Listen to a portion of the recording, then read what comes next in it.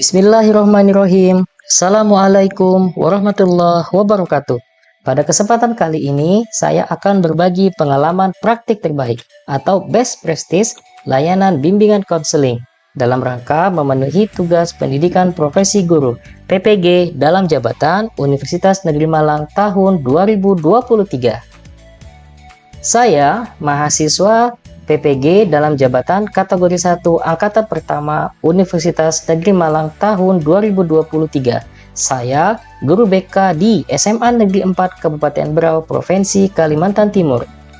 Halo, saya Ahmad Jailani, akrab disapa di sekolah Pak Jai.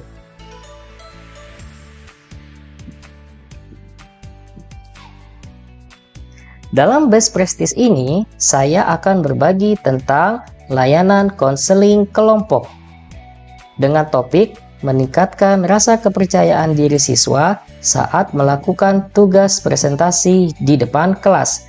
Dan layanan ini saya laksanakan pada siswa kelas 12 SMA Negeri 4 Kabupaten Berau, Provinsi Kalimantan Timur.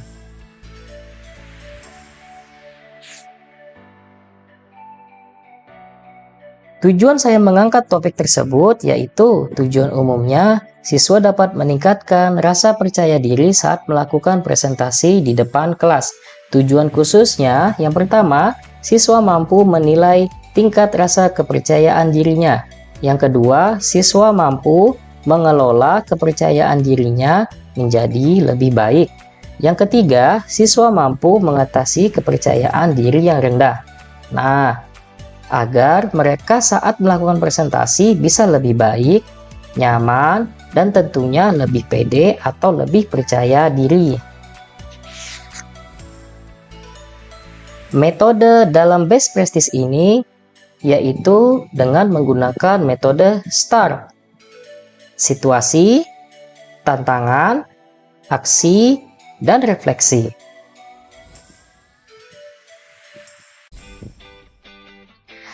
Situasi, kondisi yang menjadi latar belakang masalah mengapa topik ini diangkat, yaitu yang A, hasil wawancara guru kelas dan wali kelas.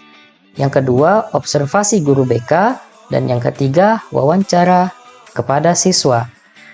Wawancara siswa didapatkan beberapa hal, yaitu ternyata siswa pernah mengalami pengalaman masa lalu. Yang kedua, kecemasan sosial. Yang ketiga, kurangnya keterampilan berbicara di depan umum. Yang keempat, persepsi tentang kemampuan diri. Dan yang kelima, kurangnya penguasaan materi. Praktek ini penting dibagikan agar satu, dukungan sosial. Yang kedua, menumbuhkan keberanian. Yang ketiga, pembelajaran melalui peran model. Yang keempat, latihan dalam lingkungan yang terkendali. Yang kelima, feedback konstruktif. 6. Mempertajam keterampilan sosial. 7. Meningkatkan kepercayaan diri secara holistik. Dan ke-8, pengembangan ikatan emosional.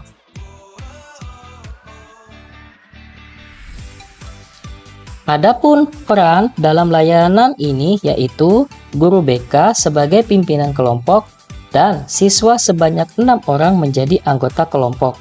Dan tanggung jawab guru BK dalam layanan ini yaitu mengarahkan anggota kelompok untuk aktif dalam kegiatan layanan konseling kelompok, sehingga tercapai penyelesaian masalah atau solusi yang tepat terhadap permasalahan anggota kelompok atau siswa. Di samping itu, sebagai pimpinan kelompok, guru BK juga harus dapat mengajak anggota kelompok untuk senantiasa menjaga kerahasiaan dari permasalahan yang dibahas. Apa saja yang menjadi tantangan untuk mencapai tujuan tersebut? Yang menjadi tantangan dalam best practice saya yaitu pengkondisian siswa. Yang kedua, sumeri dari hasil observasi anggota kelompok. Yang ketiga, ada beberapa siswa yang tidak hadir. Yang keempat, estimasi waktu. Yang kelima, proses perekaman video layanan. Dan yang keenam, proses editing video yang dilakukan oleh guru BK.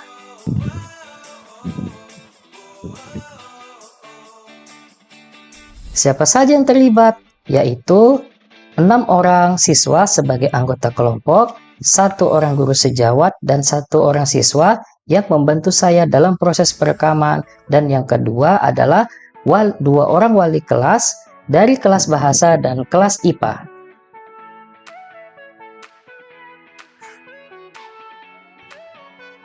Aksi. Langkah-langkah yang dilakukan untuk menghadapi tantangan tersebut. Yang pertama, membuat RPLBK layanan konseling kelompok.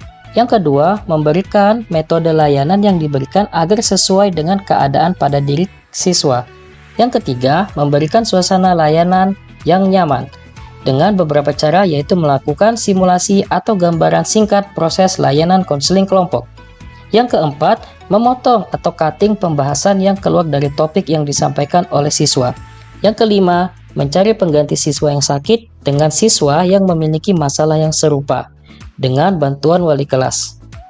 Dan keenam, melihat dari beberapa referensi seperti YouTube dan buku-buku literasi dan berkonsultasi pada teman sejawat dalam proses editing video. Strategi yang digunakan. Strategi yang digunakan dalam layanan konseling kelompok ini yaitu dengan menggunakan pendekatan behavior rehearsal atau latihan perilaku. Metode ini sangat efektif dalam mengatasi permasalahan kepercayaan diri yang rendah terhadap siswa saat melakukan presentasi di depan kelas.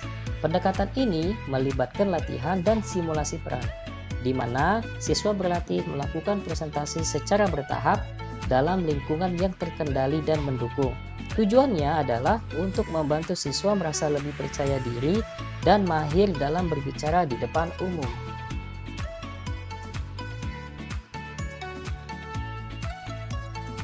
Nah, di sini saya akan membahas tentang proses pendekatan behavior rehearsal.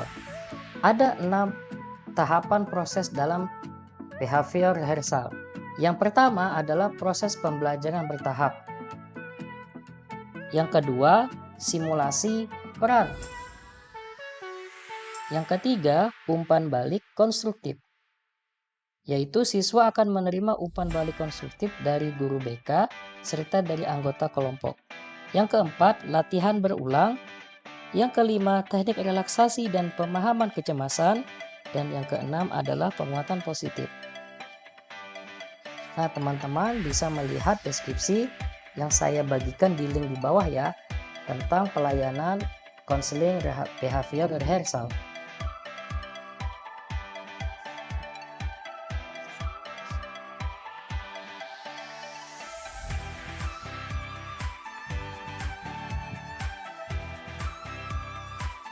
Refleksi.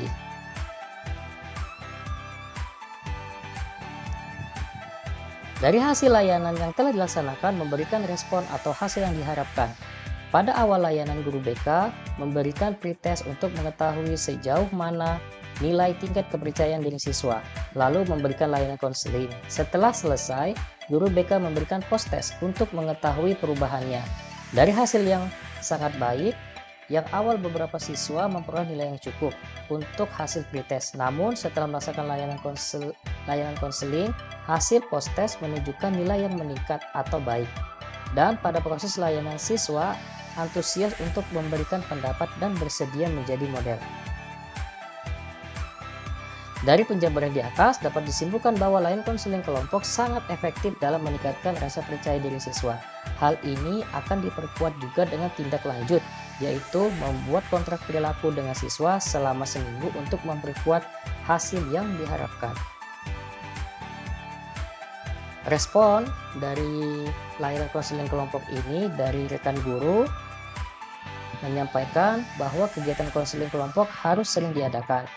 Yang kedua, dari anggota kelompok yaitu 6 siswa mengikuti kegiatan merasakan bahwa sekarang mereka lebih memahami cara menyampaikan masukan yang tepat kepada teman yang mempunyai permasalahan.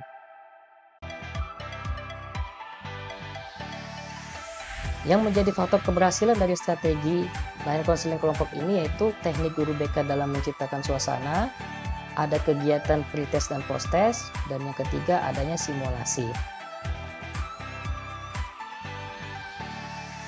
Pembelajaran dari keseluruhan proses tersebut yaitu mampu mempraktekkan layanan konseling kelompok, belajar teknik editing, siswa mampu memecahkan masalah, dan berbagai macam solusi pemecahan masalah.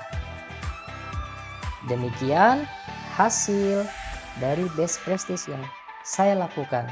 Semoga bermanfaat. Terima kasih. Assalamualaikum warahmatullahi wabarakatuh. DK Sahabat Siswa.